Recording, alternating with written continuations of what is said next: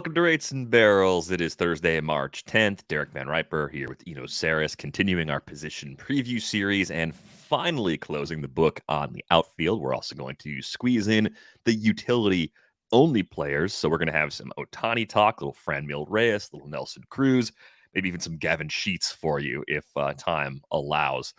So lots to get to on this episode. If you've listened to the outfield preview so far, we're through the first 200 overall picks, so that covers probably 50 or so outfielders. This next group that we're going to talk about, another fun group in that you've got some young players, you got some kind of established accumulators, so you can choose your own adventure with the types of players you like in this range. Fun spot to take some chances on younger players, especially if you're into that at all. So, we begin where we left off with AJ Pollock. And I have a simple AJ Pollock question. Would they play him more if he were healthier? Like, is he a platoon plus guy on top of having a lot of injuries? Or is he actually an everyday guy because of the way they mix and match, or close to an everyday guy who just misses out on playing time because of various ailments? I do think one of the kind of frontiers in baseball research and the frontiers of the way the best teams run their teams includes what you might roll your eyes at called load management, but it includes keeping your players healthy. And I talked to people around the Giants about, for example, when they decide Brandon Crawford's going to sit, how they make that decision. And it's made based on how many stops and starts he made in the last 5 days. Playing his defense, or maybe even something on a bat speed, or something that they saw in the exit velocity, something very minute can make the decision. Okay, it's time for. And Brandon Crawford himself said, "I don't always feel like I need to take the blow, but I'm cool with it. It does seem like I'm playing better and I'm staying healthier because of it." So I think that with Pollock, they realized here's a guy who's had a lot of injuries in the past. And if we treat him with these kid gloves, we get a guy who can be 25% better than league average with the bat and still have some defensive value. We just have to make sure we give him these regularly scheduled blows. But, for people with weekly lineups, I think that makes Pollock a lot worse of a play. He's a great play, I think, in leagues where it's so deep that it almost doesn't matter, and then he's undervalued, right? Like I have in my Devil's Rejects, it's 20-team league. I have AJ Pollock. No one's going to give me anything for him in a dynasty league, but we just keep running him out there and we keep getting value. However, in like a 12 or 15-team league with a weekly lineup, he does lose value because he's, I think, the top end of what you're going to get from his 400, 450 plate appearances. And it's not going to be something where necessarily he's out for 2 weeks and that's how you lose the plate appearances. It's going to be a lot of, oh, he's sitting Friday. Oh, and Monday. And, oh, crap, Saturday too. So you just lose these 4s and 5s everywhere. And it just makes it harder to roster him. I mean, as a bat, as a player, as a collection of, reach rates and barrel rates and all those things, like I really like him. I think he's a really, disciplined, good player that hits the ball hard and makes a lot of contact. But as a person I have to sort of plug into a weekly lineup, I don't like him as much. Yeah, I think that's the key is the format, right? If you have daily moves, I think that offsets some of it. Just requires you to pay attention every day. With the Dodgers being a West Coast team, maybe your alternatives have earlier lineup blocks, so you just got to make sure you're checking that right before those East Coast games start, when usually those West Coast game lineups are just high effort own, right? Yes, like a high effort guy. Definitely frustrating in that regard. I was trying to see here. I've got the Baseball HQ 5-year injury log. 2017, strained right groin, missed 50 days. 2018, fractured left thumb. 2019, right elbow inflammation. In 2021, left hamstring and right hamstring trouble, 32 days missed there. So, yeah, at least 30 days missed in each of the last 4 full seasons. He was, and that's very before healthy. His big 2016 fractured elbow, fractured shoulder, missed the whole season thing. Yeah, it's not impossible for him to top the playing time that he's had so far with the Dodgers, but I think you still want to cap that expectation around 500 plate appearances. And if you take him seeing that value, know that you will lose a little bit. I think a 15-team league is deep enough. A 12-team But probably is deep enough, but you really could end up with less of the counting stats than you'd like because of the in and out nature, and then having to make those decisions to leave him in for a partial week or a full week on lock day where he's not in the lineup. I think that's always a difficult decision to make. yeah, and realize that when you look at his auction calculator value for $11, right? And ostensibly more than Max Kepler or Austin Hayes or Dylan Carlson or Miles Straw, even according to the auction calculator, realize that the auction calculator does not model weekly versus daily lineup setting very well. Yeah. So you're going to have to sort of do some mental math there. And like, I think every draft I've been in, AJ Pollock has been there longer than the other $11 players. It's just a question of how long I'm going to let him sit there. But don't just take that value and be like, AJ Pollock, $11, taking him now. You know, in fact, all those names I just said, wouldn't you take all those guys over AJ Pollock? Yeah, I think so. I guess the big would you rather is Max Kepler. I would take Pollock over Kepler. I'm not sure I would, man. I think the market has that right. That's like Kepler's basically at the bottom of the group of players that are in the 200 to 300 range. Pollock is at the top. Maybe they should be closer to the middle. I guess the batting average is a big sink. I think we could jump around a little bit within this group. I don't think we have to rigorously go player to player in order at this stage of the board. I think Kepler is interesting because I had not thought about this with him yet. But with the talk of banning the shift in 2023 and beyond, Al Melchior pointed out that Kepler was actually among the players that took the biggest hit or takes the biggest hit as a result of the shift, because it makes sense. If you look at Kepler's profile and you start covering numbers up, he pulls a lot of balls, but the strikeout rate's good. The walk rate is good. He has some speed, right? He was 10 for 10 as a base stealer. He popped 19 homers in just 490 plate appearances. And then the slash line is gross. 211, 306, 413 last year. It's just, it doesn't seem like nearly enough production for a player with those core skills. I will offer a little bit of sourced and reported caution on the idea that the shift is going to go away this year. I have talked to multiple sources about this, and there's a lot of feedback running through this. There's systems this has to go through. Even if they give the commissioner more power in this new CBA, there are still committees, there's still approval processes, and it doesn't. I would not draft this year based on the idea that the shift is going away this season. I think that's too fast. And from what I hear within the system, there's more information. People want more information, and the systems aren't ready to sort of speed stamp that approval. You know what I mean? Like, didn't it also seem kind of crazy? Like, oh yeah, it seemed like it was coming a year from now too. If they were trying to push that in for 2022, I mean, wouldn't every team have a slightly different approach to what teams have already made moves for this season? You can't change the rules after think about what signed. Think what it's like to have a dynasty league. Like, you couldn't on this day in a dynasty league be like, oh, by the way, we have 3 extra roster spots. Like, yeah, like, okay, everybody, 3 extra keepers. What? Like, we did a whole trade deadline last season, and I tried to get down to these keepers. What are you talking about? So yeah, I think that, bigger bases, some of these stuff has at least been modeled, and at least been, has reached certain levels in the minor leagues. But banning the shift, I think, is still on the level of high A or whatever. So I think that banning the shift, it might be on the same level as the robo umps, where it's like, 2 or 3 years away. Anyway, I like Kepler because he does a lot of things right. I think that one year he could get a little lucky on balls in play. You know what I mean? Like, the luckiest BABIP we've seen from him is 276. He hit 243 that year. I think with now the power rate that he has now, if he had a 276 BABIP next season, he could hit 260, and if he can hit 250 or 260, I mean, there are projections for him to hit 240.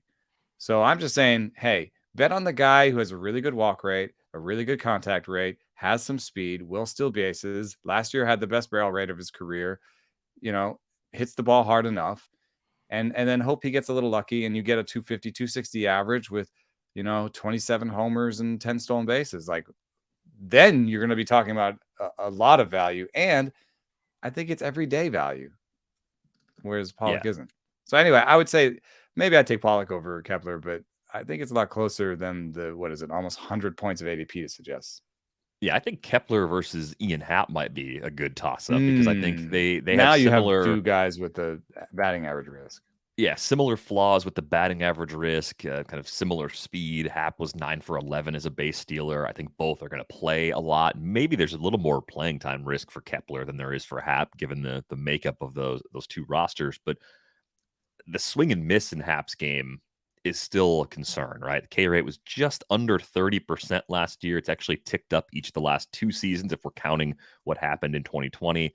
But if we were counting what happened in 2020, we should also point out he popped 12 homers in just 57 games that year after popping 11 in 58 games the year before that. So I do think it's possible that we have not seen the best season at the big league level from Ian Happ yet. And the projections point to him as a pretty good player, a 240 with 26 bombs and 7 steals. Like, that would be really nice where he's going, especially if the runs and RBIs are in that 70 plus range as projected. Yeah, the barrel rates have been really high. They've been higher, more consistently higher than Kepler.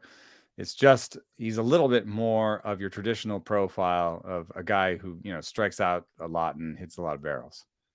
So it is interesting, though. He's projected for mostly a better batting average than Kepler across the board. So despite this strikeout flaw, I suppose I would take Happ over Kepler, yeah. Let's get to a few other players in this range. A little bit more of a health risk, I guess. Just wanted to mention. Yes, I think so. I mean, 2019 only played 58 games that year, so I think you have to take that into account. Adam Duvall, I don't know how he does it. It does not make sense for me. Like, if I try to deconstruct what Adam Duvall has done to this point, couldn't tell you. Dude, couldn't explain it. In 2019, Happ had 429 plate appearances in the minors. Yeah, he got sent down. I thought he was more of an injury risk. I mean, that's 580 plate appearances that year. 2018 was 460. So there's some health risk year, though, too. I thought it was like hamstring strains or something. Yeah, sorry. Verifying now. You were talking about somebody else. Adam Duvall. Like, is he good, cheap power, or is he just a player that's going to fall apart on us? Because I can't figure him out. I think of him as like Eddie Rosario at this point, where I'm like very little real life value, very close to being DFA'd, has been DFA'd recently, that sort of deal. I don't really want to spend too much and roster a guy like that, because if his real life team could DFA him, then he loses all value. A correction on Ian Happ, by the way, just a rib injury last year. Didn't have any hamstring stuff in the past. I've for some reason had him in my mind as a player that lost time with soft tissue stuff. So, yikes! Apologies for the error. Me too. I thought he was injury prone, just a rib thing, and then I guess I'm up and down. But well, Duvall. Here's kind of my example. Last year he hit 38 homers, 113 RBI, 228 average. He was probably, I would love to see the RotoWire earned value, because I'm sure it was high. Well, he was 3% above league average with the bat. Now, he had the best defensive numbers of his career, so his WAR was all right. But I think that's a 1-year blip. I don't think were they playing him in center some? And I don't think he's that. I think he's more of a corner outfielder with okay defense. So a corner outfielder with okay defense who will be right around league average with the bat. That is the most fungible profile in baseball. Nobody's paying money for that.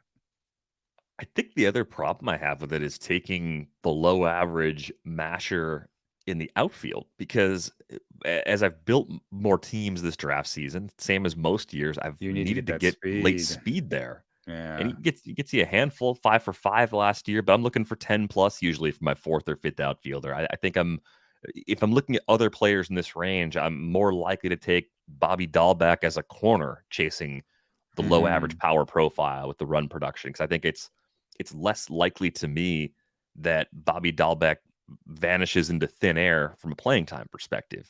Yeah, And I I think definitely. Yeah, I'm doing the same thing. I'm trying to get steals, so that's why I mentioned Carlson, Kepler, Happ. Those are the types I'm looking for. They're all batting average risks too, right? But they're going to come with some speed. yeah, I mean, I think in this range, Harrison Bader still stands out to me as someone that I really like as a do everything sort of player. I think there's at least a path for him to hit a little higher in the order too. That's on the table.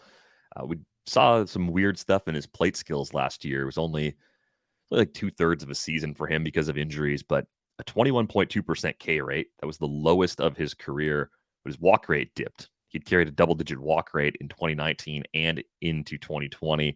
That fell to 6.7%. So maybe a little bit of a concern there, but more power than ever. We still saw him contributing as a base stealer. His defense in center field is valuable. I think that keeps him on the field a lot too, even if he runs into some slump issues. And it's only been 1,400 plate appearances in the big leagues. It feels like he's collected like 2,000. So I think it's still possible that he's unlocking the best offensive profile that we've seen from him so far. Yeah, it's really interesting that he's basically given you 1,500 plate appearances. He has 10 WAR in that time. So you're talking about 3 seasons where he's been like 3 full seasons of sort of combined work, or over 4 seasons he's been above average as a player, and it's been great defense with a 99 WRC plus. So basically just league average batted ball, league average outcomes at the plate. I like him because in that barrel rate, which has gone from sort of 8 to 7 to 12% in 2020, back to 7 last year, I see an above average barrel rate. I don't see like a plus barrel rate. Plus barrel rate is like 10%. That's when you really get my eye, right? So for his career, 7.6% barrel rate, not great, but decent. Now you put that together with the good defense, you see like he's had some good strikeout rates in some years, and you could see a path for something where he puts it all together one year where he has that 270 batting average, 25 homers, and 10 to 15 steals, and he's worth a lot if he does that. I feel duty bound to give you the rest of the story here a little bit, because I'm working on a project right now and I can't explain the whole project, but in the course of this project, I have now talked to a scout and a hitting coach about Harrison Bader in the last week. And both of them said basically the same thing, which is, I don't know if he has the bat. I just find that a fascinating thing to say, because here's a guy who has a max EV, over 112 for most of his, or 111 for most of his career, has a good barrel rate, has hit 47 homers in, over the course of what would be like kind of 3 full seasons or 2.5 full seasons. I'm kind of surprised that they would say that, but he's also a guy that's, he had a 128 game 2019 where he had an 82 WRC plus, which barely plays, and that's the kind of thing where if Lars Nootbaar comes in and plays really well, there are other people on this Cardinals roster that can play center field. So if the bat isn't there, then he can quickly become a fourth outfielder. I guess I would wonder, for the evaluators who don't believe in the bat, are they looking at him and saying he's really just done most of his damage on fastballs for his career, and breaking stuff has always been a problem prior to 2021? I think that's looking at the results from Baseball Savant, there is a clear flaw for him with non-fastballs, but that changed last year. And did we not see enough of him to believe that skill has improved, right? I mean, if he's able to do damage on breaking balls, that changes quite a bit about the profile. If he's not, then there's a simple book for how to get him out.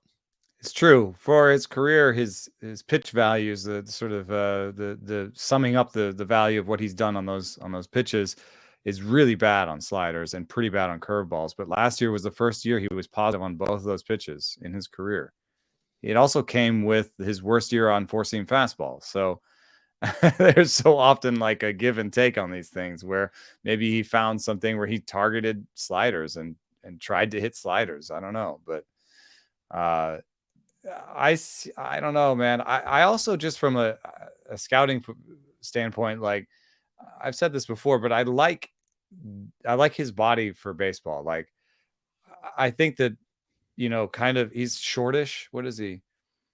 I mean, he's 6'0", but I mean, in baseball, that's not tall, He has a very athletic build. He's a bit athletic build, but also just like he's really like, I call it like a fire hydrant. Like, he's very compact and to me, it seems like he has very good rotational like energy and velocity. And trunk rotation is something that we know from research is super important for baseball. It relates to bat speed, it relates to arm speed for pitching. So I don't know. That's what I see when I see him. I see someone who can rotate the trunk really well. And I see someone who has a good baseball body. So I don't know. I was kind of surprised to hear the scout and this hitting coach that I really revere say these things, but it's definitely a boomer bust. A little bit more boomer bust than the projections suggest. The projections are like, no, man, he'll play center field, and worst case scenario, he has like a 235 average and still gives you kind of 20 and 10 type numbers, which seems like, well, if that's the worst case scenario, I'll buy him. But I think there's a little bit more worst case that's not represented really well by the projections. I'll take my chance on the worst case happening because we're talking about a guy outside the top 200 that helps us in an area where a lot of players in this range carry similar risk, if not more risk, because they don't have the same defensive chops that Bader can bring to the table. You're gonna do a ranking for me: Bader, Happ, Kepler. Yeah, these are all very similar. I would go Happ first, Bader second, Kepler third. There you go. Which is exactly the order. But I might go Kepler, Bader. But you're right. I mean, the Twins, have a glut of outfielders, but the Cardinals have some extra outfielders. You like Lars Nootbaar? I do like Lars Nootbaar. I know, I trained with him. I hit with him. We took our shirts off in front of each other. But special bond, so I understand. No, but I also know that he's added 7 miles an hour of bat speed over the last 2 years in his training process, and bat speed I think is crucial. I mean, it's what creates exit velocity. So I think Nootbaar could find plenty of playing time as well. All it takes is one of those outfielders missing time, and suddenly he's a regular in a lineup that I think will be improved a bit this year. That probably mostly filled by an outfielder on that team, I think. Juan Yepez is pretty interesting, though, just for the sake of extra playing time is available and defense won't necessarily matter, and that's how they parse that out. But Nootbaar got more time in the majors, so like if you're just looking at kind of usage, I think Nootbaar is a little bit ahead of Yepez. I would agree. How about a triangle match? 3 young outfielders all going in this range. We've got Jesús Sánchez in Miami. We've got Jo Adell with the Angels and Andrew Vaughn with the White Sox. I mean, 3 guys that if you went back 2 years in time, expectations for Jo Adell would have been kind of in a tier of their own. Excitement about Andrew Vaughn probably would have exceeded the excitement about Jesús Sánchez at that time. And now you could look at them and probably argue them in almost any order that you want. So I'm curious if you have interest in any of these 3 players, all of these 3 players, or if there's a clear favorite for you from the bunch. Okay, so floor and ceiling seems to matter here. Highest floor I award to Andrew Vaughn. Lowest floor goes to Jo Adell. Highest ceiling goes to Jo Adell. Lowest ceiling might go to Andrew Vaughn. And to me, Jesús Sánchez is right in the middle. Here's my reasoning. Andrew Vaughn does a lot of things well. He has good plate discipline, has good bat speed, but he is convinced that the best approach is oppo, sort of right center for him. And I just disagree. There's a lot more power there to be unlocked if he can pull more of his barrels. So I don't, and with that working for him, I think, with like he hasn't really struggled so hard yet, and or he hasn't struggled enough to change that approach, then I don't know if he's going to change that approach. So then I think he's kind of a guy who's going to have a decent average, a good OBP, and less power than you expect. And he doesn't have any speed. So, that's why I think his ceiling is lower. Jo Adell, it's like if the strikeout rate, if he can like click something there where he doesn't strike out a ton and he takes advantage of all his batted balls, all of his bat speed, then we're talking about a guy who could hit for power and steal bases. That team could really use another star. So, either that clicks or he's back in the minors trying to figure it out, I feel like. And then he's a Sanchez. I think the opportunity is there. I think he's going to play, so it's decent floor. I don't think the ceiling is that amazing. He doesn't steal bases. He doesn't have a great plate approach. He doesn't make a ton of contact. I know he has good strikeout rates in the minors, but they're paired with bad swinging strike rates. So I think generally he's kind of a guy who has a middling batting average, decent power, but it's in a bad park, no stolen bases, and some risk in the playing time too, just because, that team is trying to improve. And, if he doesn't do much better than last year, he could find himself in a bit of a part-time role, or, if he struggles and he come off of last year, then he could be back in the minors. I think the way I look at this group, I like Vaughn the most right now. If we're just playing 2022 only, I think Keeper and Dynasty makes this a lot more fun and challenging to figure out. You want to buy floor a lot in 1 year leagues, I think. Right. And I think of all the skills, the underlying skills you look at with these guys, I think both Sanchez and Adell have the kind of swing and miss in their profile that can really cause some problems with both playing time and even sticking on the roster in the short term. I think the O swing percentage for Adell was still at about 40%, even though he improved the K rate in the time that he spent in the majors last year. So we have to figure that out. We really don't know how the Angels are going to solve the playing time puzzle in the outfield. Are they giving Justin Upton a month, 2 months, half a season, all season to show us that he can still be at least a semi-regular at this point? So that I know it's jumping ahead, but Brandon Marsh counts here. And I think Brandon Marsh is a little bit more ready than Joe Adell. And so if you're going to give Justin Upton time, it's Upton, Marsh, Trout in the outfield. And you're not likely to keep Adell up if he's struggling to kind of part-time DH. Remember, Ohtani is basically the DH. So Adell in this format, if all those guys are playing, Adell would get 4 plate appearances a week, 4 to 6 plate appearances a week. And that, I don't think he'd be in the majors for that. Yeah. So I think with these players, Vaughn can be an everyday player still, right? He can be in the first base DH mix with Jose Abreu, and it's a good lineup. So run production should be there. Vaughn only struck out 21.5% of the time in his debut last year. We've talked about the leap from high A in 2019 to the big leagues while learning a new position. And it wasn't amazing on the surface, but let's take a 94 WRC plus in those circumstances and call that a W, especially when the K rate was very much in control. The walk rate was good. The problem I have with Sanchez is it's better path to playing time than Adell for sure. His performance will probably dictate a lot more about his role than Adell's, where someone else's performance might dictate a lot about his role. I still see Sanchez probably falling into a platoon. He's a big side platoon guy at a minimum, but I'd be a little surprised if they immediately let him play against all the lefties they see too. I think that's part of where you lose a little something with him, even though he's been young for the level, and the power we saw last year, the dominance of AAA, I think showed us there's more there than we thought when the Marlins acquired him from the Rays in that trade. So I'm taking Vaughn of this group.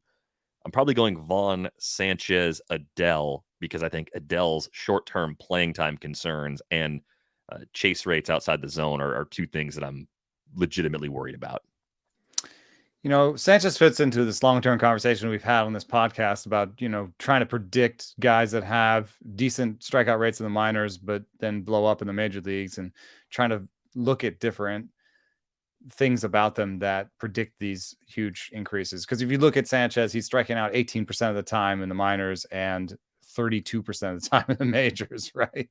And like, if you could figure out which one of those 2 was more right, you could make some money off of Jesus Sanchez, I guess. And I guess what I'm asking is if anybody, is looking for some studying to do. I think that it'd be interesting to put players into buckets, and I would look at, we don't have a lot of numbers from the minor leagues. Like, it would be great to have reach rates from the minor leagues. And in some cases you can find your way around it. And if you contact me on Twitter, I can I can point you to some places that will help you scrape some minor league stats. It won't be comprehensive for all of the minor leagues, but you might be able to get some minor leaguers reach rates, and you might be able to do that. But with all the minor leaguers on Fangraphs, you can look at swinging strike rate, walk rate, and strikeout rate. And I would like to just put guys into buckets and be like, guys with low walk rates and low strikeout rates see a large and high swinging strike rates, see a large increase in strikeout rates in the major leagues. You know, I think you could do some fairly simple analysis here and help us out a little bit. Because there are guys that strike out 18% of the minor leagues and strike out 22% in the major leagues. And then there are guys like Jesús Sánchez that strike out 18% of the minor leagues and strike out 30% in the major leagues. And I'm not much closer to understanding that than the first time we talked about that on this podcast.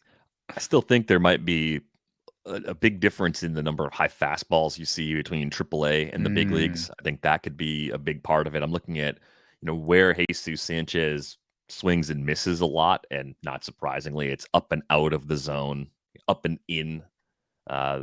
Middle up seems to be a little bit of a problem for him too. It's not in a troubling sort of way. It looks more like a recognition problem than a bat speed problem, just looking at some of the heat maps and things. But yeah, I think this is one of those areas. I mean, I think Keston Hero was the first player that kind of pushed us in this direction, where it was kind of like, this guy had a good hit tool and didn't strike out a lot in the minors, and now he's got a strikeout problem in the big leagues. What went wrong? And that's where that scraping, the scraping actually gives you savant data, I think, for the minor leaguers that you get. So you might be able to say something like guys who had holes. I don't know. You have to define holes, right? But if you could say like this person, this group of players had a really bad contact rate on pitches up in the top third of the zone, and then their strikeout rates explode in the major leagues, that would help us understand that. Absolutely. Let's go to an oatmeal player, Charlie Blackmon. Oatmeal with a beard, I think, in this case. Is it good roster filler, Charlie Blackmon, at this stage of his career? I mean, the park still, I think, keeps the batting average a pretty nice spot, where Michael Brantley kind of fits into this range a little later as an older player that brings plenty of Brantley goes after Blackmon? Yeah, that's surprising to me. Yeah, that doesn't make any sense to me.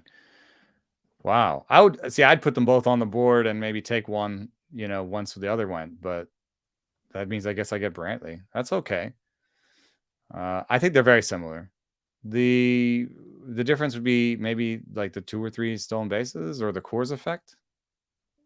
I would say the other difference could be the counting stats. The runs and RBIs for Brantley should be a notch above what Blackmon brings. Even if Blackmon has a little extra pop, I think I'd make that trade-off to get the better run production.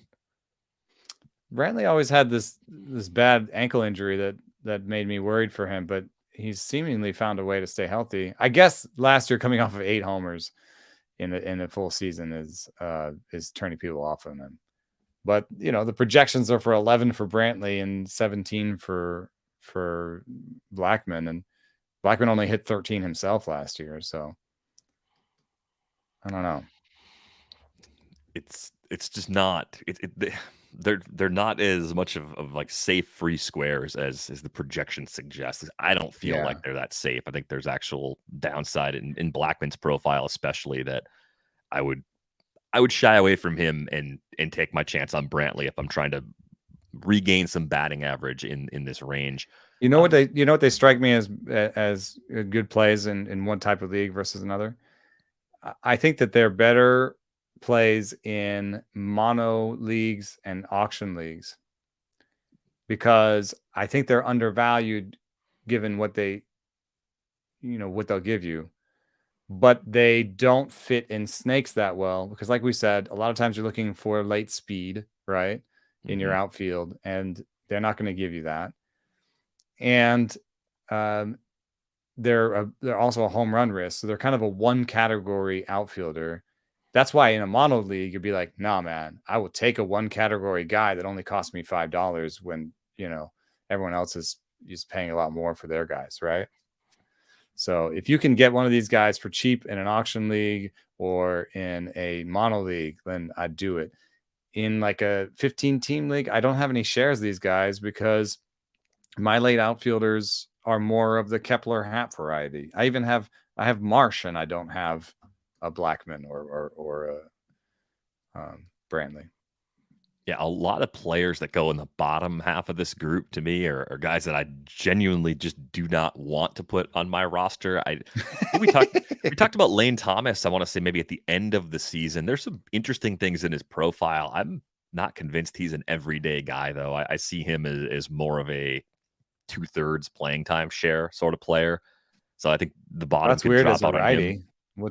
When are you taking him? When you take him off the field, defense? I think you're taking him off against tough righties. I think you're playing him against bad all sign. lefties and some righties. That's my fear with Lane Thomas. Maybe it's unfounded, but that's what I worry about when I look at him. He's an interesting cat because the swinging strike rate's real low. The barrel rate has jumped all over the place, and it's in a small sample. But yeah, like a 7% barrel rate, he could be Bader-esque, actually, couldn't he? I mean, there's a lot of similarities to Bader. Yeah, projections steer him that way. They all have the K rate jumping up from where it was when he improved it a year ago. And I mean, I don't know if that's fair. He's got a really, really good eye at the plate. Yeah. And a really small swing strike rate. I think there's some upside here, man.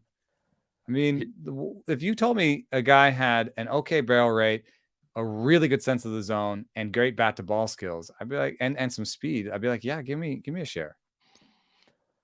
I guess who am I worried about from a playing time perspective? Like you have to Will Myers outline the fear. I mean, within that depth you're chart, talking right? about in Washington. Yeah, I see Andrew Stevenson being a lefty, and that gives him a possible platoon partner. To me, he's defense only. He's like another Michael Taylor, who they didn't really. I see Stevenson as more of a risk to Robles, and I see Thomas as having enough bat to play a corner. Yeah. So Yadiel Hernandez is the big one, but Yadiel Hernandez is going to be the NL DH if they have a DH.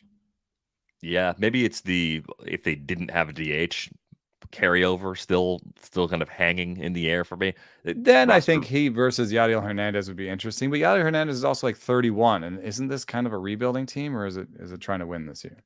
I think they're more in the rebuild, but at the same time, if somehow they have a healthy Strasburg and a bounce back from Corbin, come on, this isn't going to happen. Is there any chance they finish? Yeah, is there any chance they finish higher than third in this division? Like any chance at all? I don't see it. No, because Alcides Escobar is a starter, and even if he goes, Luis Garcia doesn't really. Luis Garcia could be a younger, cheaper. I don't even know if much better than Alcides Escobar. You know, Cesar Hernandez at this point is kind of a stopgap.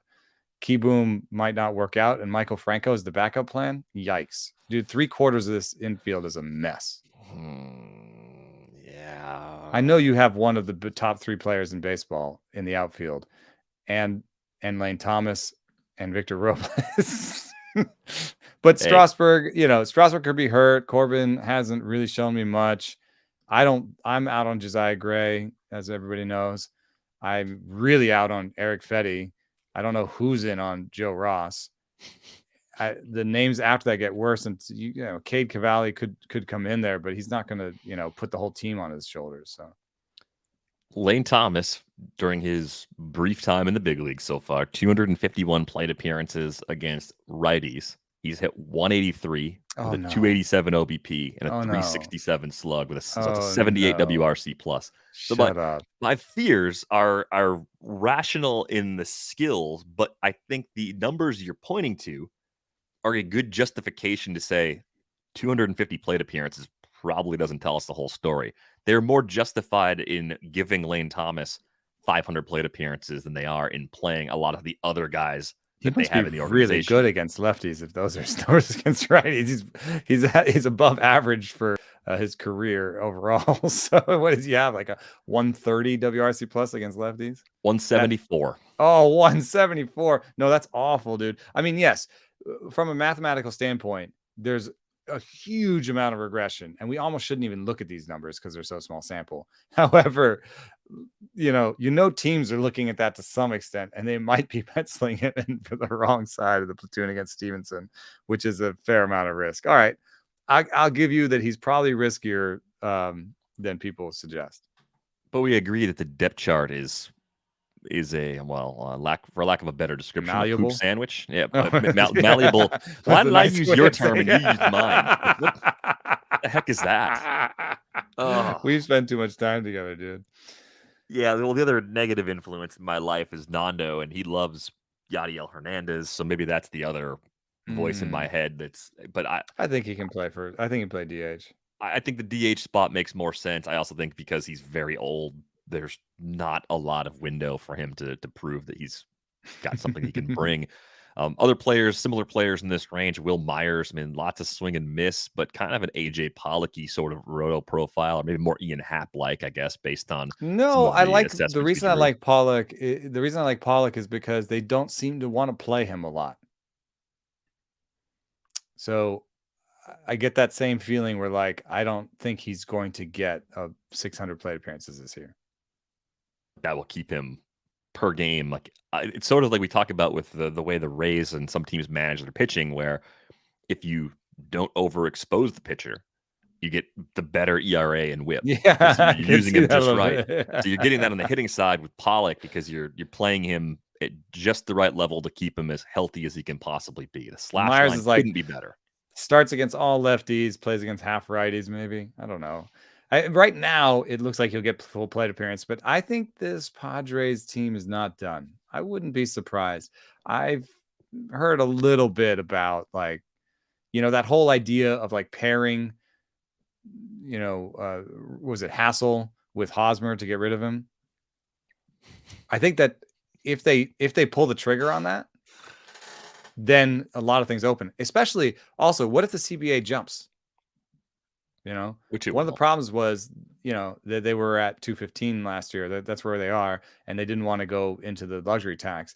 Well, if the CBA jumps to 230, then they get an extra 15 million. If they get rid of Hosmer, that's an extra 15 million. What if this team had $30 million to spend? What if they had 30 or $40 million to spend? I think, They'd probably spend it. I think they would spend it. Yeah, I think they feel like they're right there. And if they could just get a first baseman and an outfielder that could hit, I mean, Seiya Suzuki, or maybe even some of the smaller level outfielders, but above the sort of Tommy Pham level free agent outfielders, maybe like a Schwarber, Schwarber, Conforto. Yeah. Yeah. I think that there's a possibility of something like that for them.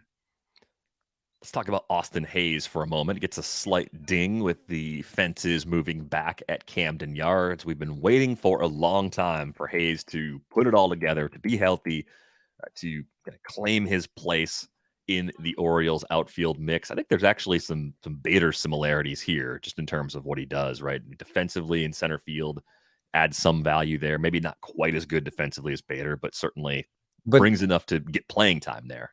Better contact rates. I mean, this is a profile I like, honestly. I know there's the stadium and stuff, but here's a guy with a 7% barrel rate who was jumped to 9% last year, has a 20% strikeout rate for his career, and has shown the ability to sometimes lay off pitches.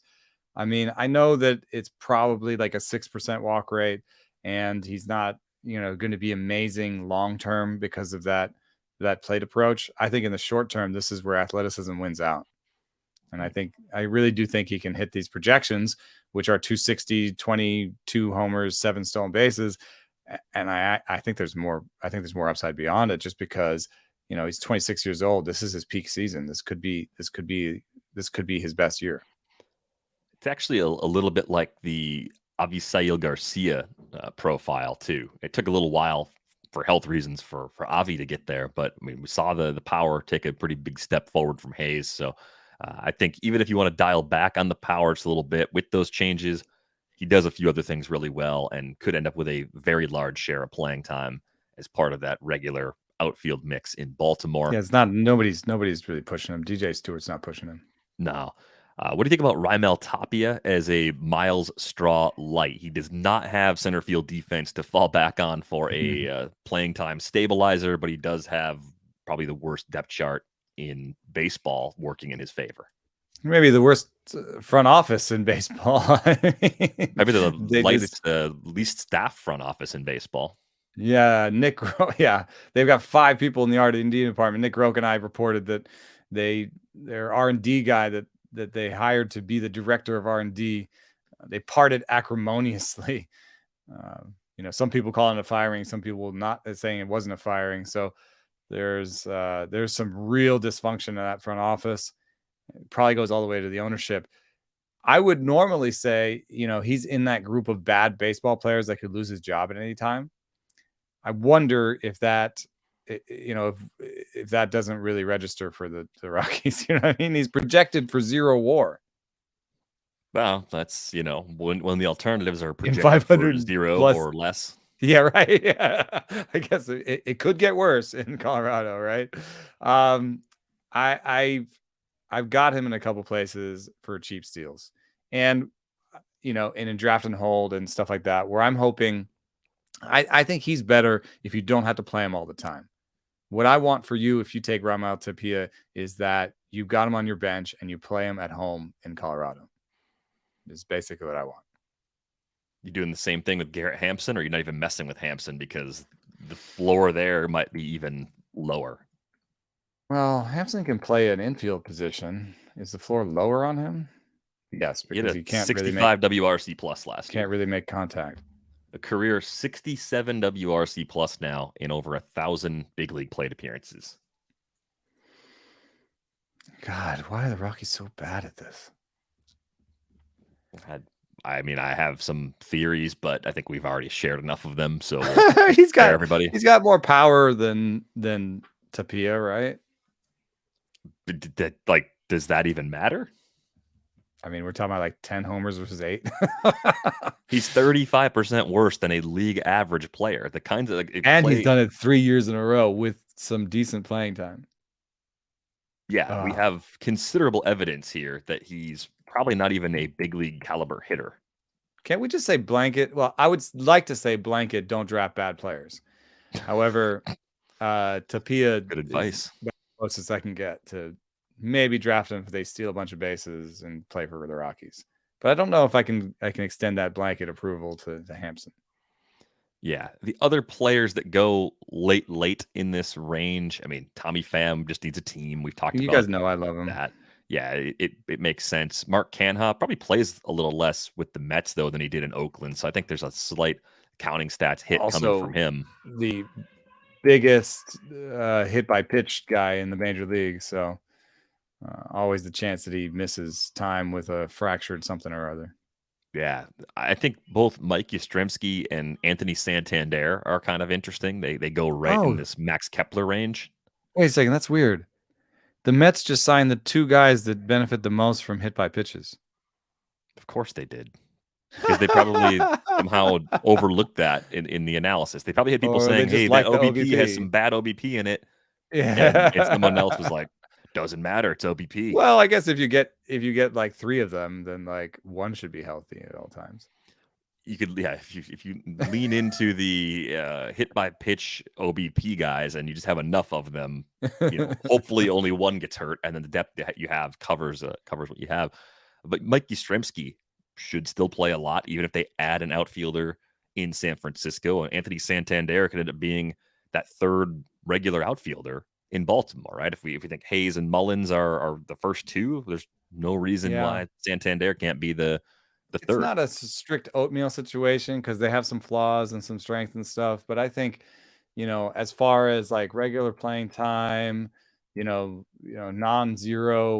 speed, in terms of like 2 or 3 or 4 bags, mid-20s homers. Santander, I think maybe a little bit better batting average. And then, he's younger. So I will take Santander over Yastrzemski, but I think similar players. Even with the low average last year, Mike Yastrzemski was still an above average player offensively based on WRC plus, which I'm kind of surprised to see. I remember the slash line being bad. It was 224, 311, 457, but the K rate didn't really go up. The walk rate was still solid. 10% barrel rate for his career. It's he does hit the ball hard. And there was, I think, some bad luck last year. The BABIP really tanked. Maybe he got shifted hardcore, but he was really lucky BABIP early in his career, and then I think he was unlucky last year. So he'll find something in between, I think. If I had to pick an over or under on where the projections are with average, I'd say over even the most optimistic average at 242. I think he's going to have some bounce back just in that category, the power. So you take Yaz over Santander? Yeah, better team, better counting stats. Even if Santander might be a more exciting player, I think I'm looking for floor if I'm looking at these profiles. Plausible. It's not necessarily a landslide, but let's go outside the top 300, and we'll fold in someone who does go in this range as part of that conversation. Prospects in the outfield. Julio Rodríguez goes a little bit earlier than the likes of Riley Greene and Vidal Bruján and Josh Lowe. I think it's simple in redrafts with Julio Rodríguez. I think you can draft him where he goes. I think you can be excited about that. And I think you may have to be willing to cut him in the second or third week of the season if you have injury problems and he doesn't get the early promotion that you're hoping for. The reason why I think it's possible he'd get that early promotion, if you look at most projection systems, he's the third or fourth best hitter on the Mariners this year.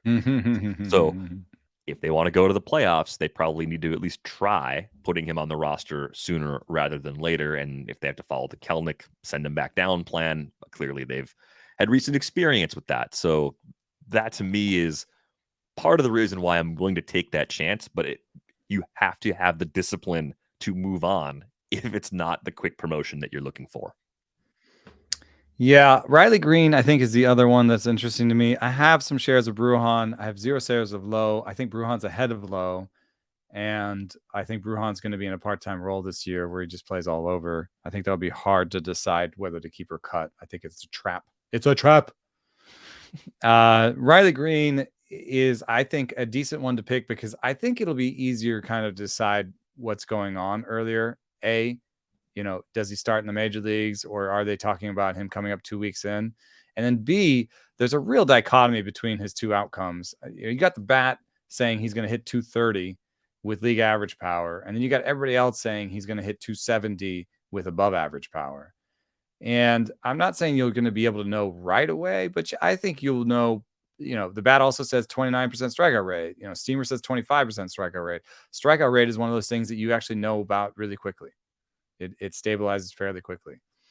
Now, barrel rate, you need 50 balls in play, but if you see a 25% strikeout rate and a 8 or 9 or 10% barrel rate, then I think then even if he's not necessarily playing to the exact numbers you want, I think he's playable.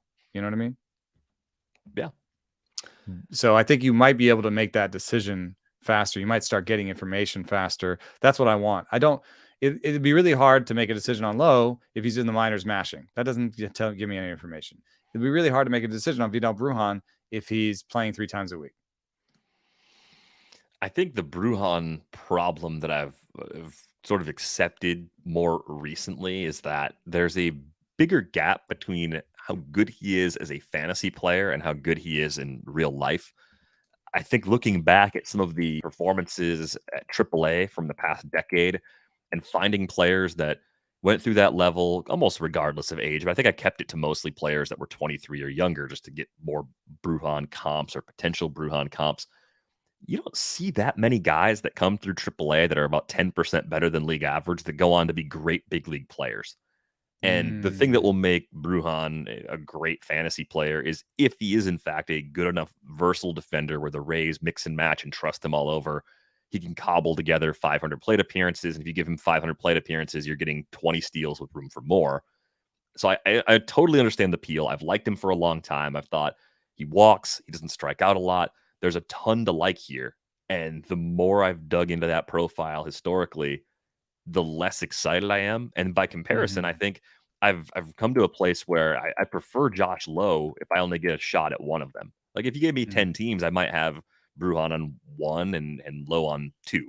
Like and maybe it's a little more of that based on what I need in a draft, but hopefully he did I've got make it better to balance. AAA, and he was 42% better than league average of AAA. Yeah, and I think and stole some bases himself. 26 for 26 is a base stealer, 22 home runs. Those weren't PCL parks. That's International League parks. Same age for the level, better overall results, just as much in terms of an eye at the plate. And I think I'm so much more willing to take on this profile from a speedster. I think it's because the K rate to me, even if he strikes out 32% of the time, Josh Lowe, strikes out 32% of the time as a rookie. He's still taking his walks, and he's a center fielder. He's an actual center fielder. And that might matter a lot. I think the hardest thing about taking the chance on Josh Lowe right now is that you need the Kevin Kiermaier trade to happen, or you need to believe that the Rays are content to just make Kiermaier their backup outfielder and actually play the younger, more exciting player instead. Not impossible, but far from guaranteed. I think you could squint and see some opportunity in that outfield. It would require the Rays to give up somebody off their 40-man roster, which they don't like to do, right? They don't like to DFA people. They don't like to give up. So even if you think Brett Phillips, not a great player, they might have to drop Brett Phillips in order to get Lowe on the roster. But if you the best team, like if you were running this team, you didn't care about money or DFAing, losing potential assets. I think the best team right now this Rays team could put together is Kiermaier, Margot in center, Lowe in right, Meadows at DH, Arozarena in left, right? Right now, if you look at the depth chart, they're like, well, Meadows a little bit in the outfield, a little bit of DH, because that's how the Rays work. Margot is going to start some games next to Kiermaier, and Phillips will get some playing time and blah, blah, blah, blah. But if I was running this team, I think that you could make a decision between Phillips and Margot because the skill sets are too close, right? And once you make that decision, you get an open roster spot and you get a viable starting right fielder in there. I think the hard thing is that they, even as they were previously built, were still scoring plenty of runs. So they can drag on this a little bit if they want to and wait until they have to make a move before making one. And who are the two most likely players to get traded on this team? Austin Meadows. Yeah. Austin Meadows and Austin Meadows.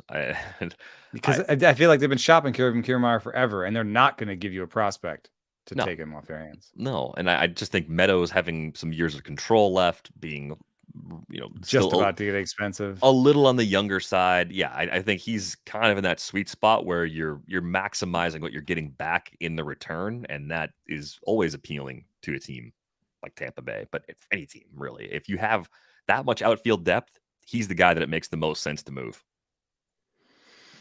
Especially since his defense is not trending the right direction. I think if you trade Meadows ostensibly for arms, maybe, I don't know. Probably prospects. It's always arms. It's always arms and prospects. It's almost always arms. Yeah. Then Lowe could come up this year and play more than the 2% or the 6% that the projection systems have for him. One thing we've talked about on this show for a long time is that you really can't afford to have more than one prospect in a redraft league. You can't burn more than one spot in most leagues, because if benches are 5 to 7 players deep, you need guys that are going to play. So thinking about where these guys all go, Julio Rodríguez versus Greene versus Bruján versus Lowe, you can only have one for your last and most important team. Where would you price is all the same? dart? I want Riley Greene. Even if Rodríguez slips a little, that's interesting. If Rodríguez clearly ahead?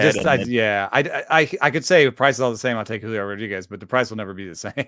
Sure, okay. I think the Riley Greene price is closer to the other guys' prices, so it's a little bit. I think at their prices, I might take Lowe because he's the cheapest, and I don't really want to spend a lot of money on a spot that I might cut in 2 weeks. Yeah. No, I think that makes a lot of sense. But this list I love. I have to tell you, I love this list. You've got a list here. This is an article-worthy list. Just because it's the types of players that people want to be right about, I guess. And No. Here, this is what I'm talking about. This list that you have on the rundown, not the list we were just talking about. You understand what I'm saying? Yeah, I know. Go ahead. Proceed. We're talking the same language? I'm pretty sure we are, but go ahead. Okay. Continue. This list is where you should get your last outfielder, right? If not even two, you might be able to get two in deep enough. You might be able to get make two, sense. yeah. Or like one for your fifth outfielder spot and one of your bench guys, or two of your bench outfielders if you are constructed that way. Here's the list. This is good. And there's a blank here next to Eno, but I'm just going to steal DVR's list. That's what's happening here. So I'll make Jeff it say McNeil. We like on the screen. Yeah. Jeff McNeil, Brandon Nimmo, Kyle Lewis, Brandon Marsh, Nick Senzel. I have an asterisk on him. Tyrone Taylor, Aaron Hicks, and Stephen Kwan. I mean, I think my last two outfielders in almost every league I've done are on that list. Yeah, the Senzel asterisk is completely fair. It is concerning that the last thing they really said about him at the end of the season was it was going to be a while before he's coming back. What that means in September, whether that was frustration and possibly maybe a inexact word choice from David Bell, I think that's possible. I think I just want to know, like, is he on track for the start of spring training, even the delayed start of spring training? Yeah, news would be huge, I think. I mean, the asterisk is a little bit further than that for me. It was just I just looked at the course of his season last year, and it was super worrisome. Like, he had the surgery, and then he was on rehab for so long that they felt like I think they might have even been forced by rules, or like they kind of had to put him back in the minor leagues to play. And then when he played, he didn't steal a single base. And then he was complaining of soreness, and they said he was favoring it in games after the surgery. Yeah. So I just don't like that. It just seems like another surgery might be coming because the first one didn't seem to take. And now maybe the whole offseason, a bunch of rest and rehab, and he'll be good. And then if he's good, then he's good. But also stolen bases are a big part of why you might like him.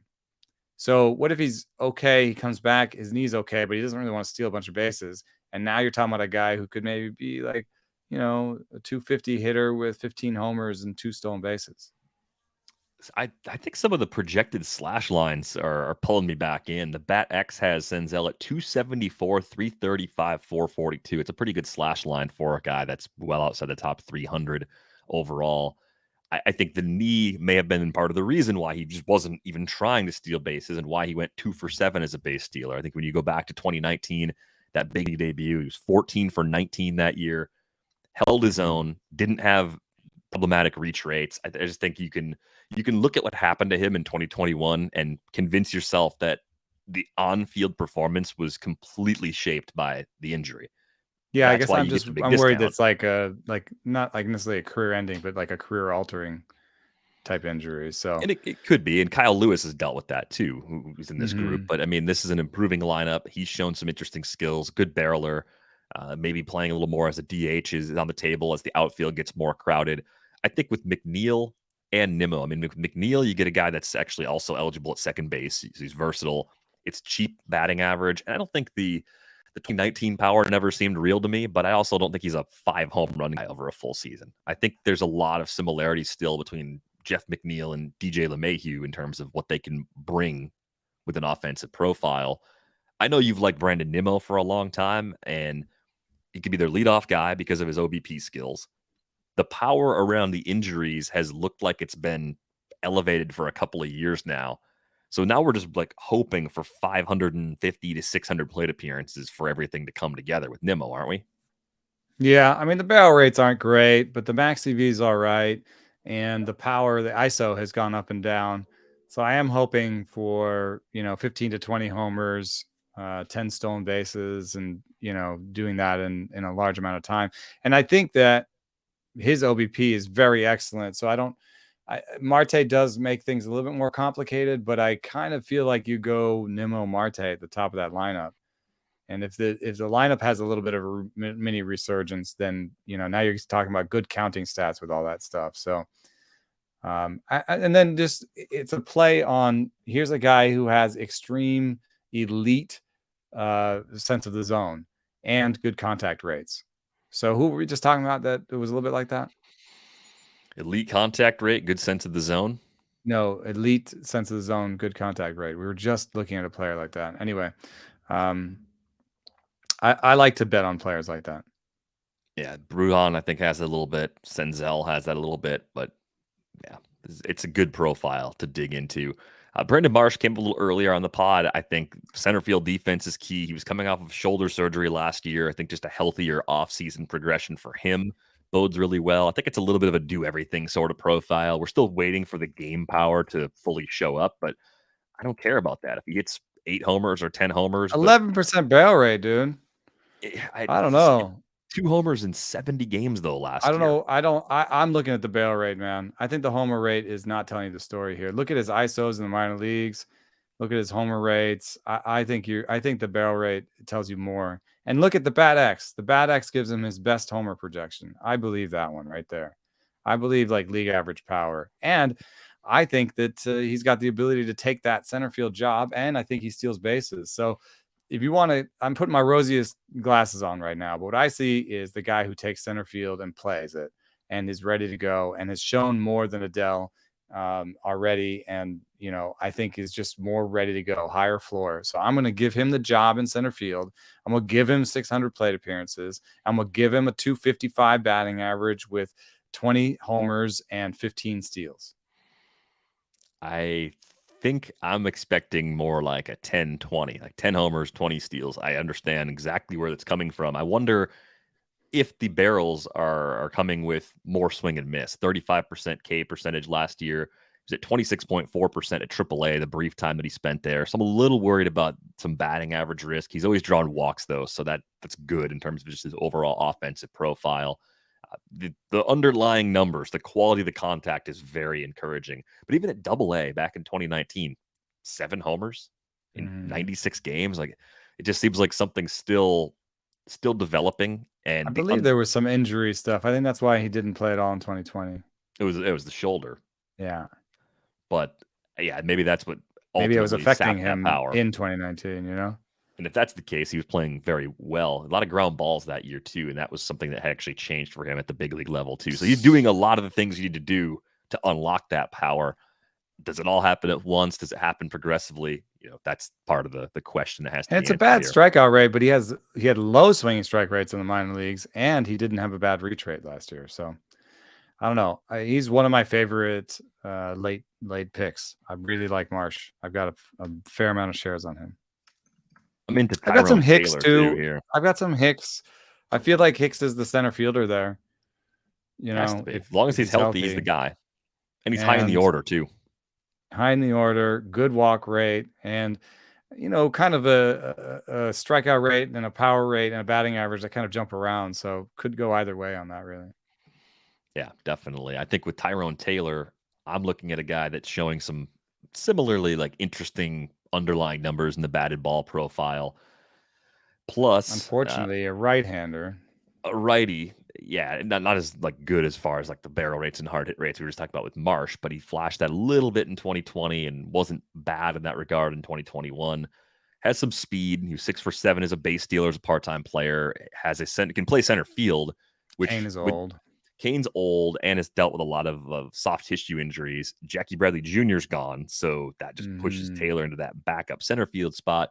Plus, you've got Christian Yelich's creaky back as a possible path to playing time in one corner. DH. Although NLDH, I think, will be more for Rowdy Tellez and Castanheira, but yeah, I think it gives them a chance to coexist. But if one of them's not hitting, then there's playing time available there too.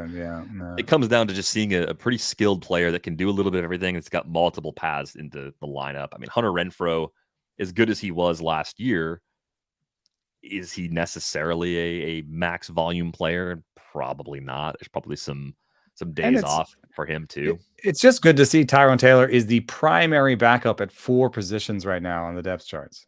They have him as the primary backup at DH, a right field, center, and left. I mean, that's a good way to accrue plate appearances. Although I think it is somebody you would rather have in daily leagues because it will be hard to predict this on a weekly level.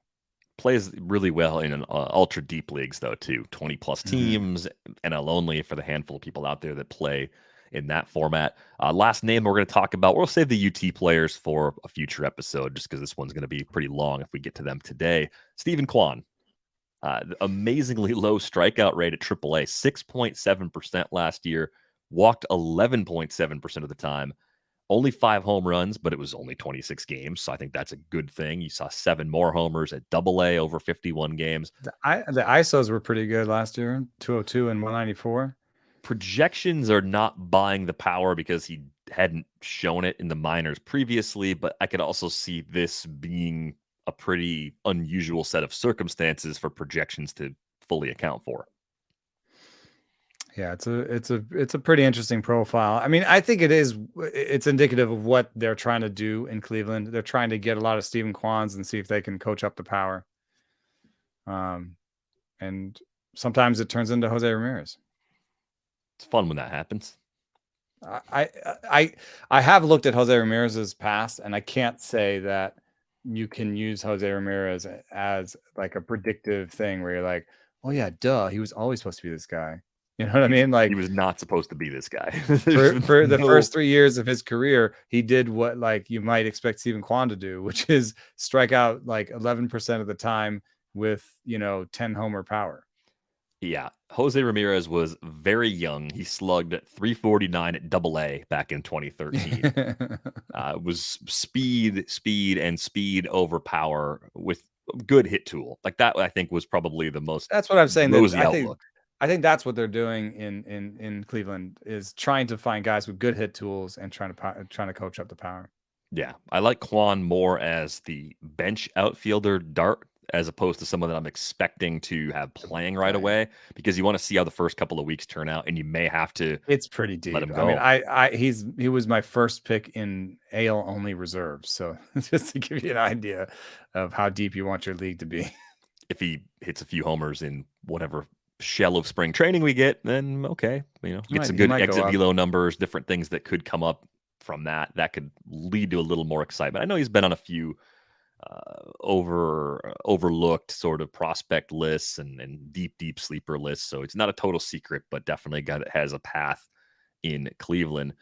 That is going to do it for this episode of Rates and Barrels. You can get a subscription for $1 a month for the first 6 months at theathletic.com/rates and barrels. You can find Eno on Twitter at EnoSaris. I'm at Derek Van Riper. You can drop us an email, ratesandbarrels@theathletic.com, and you can ask questions in the comment section under this video on YouTube. Be sure to hit the like button if you've been watching us on YouTube. Thanks for sticking around for more than an hour. That's going to do it for this episode of Rates and Barrels. We're back with you on Monday.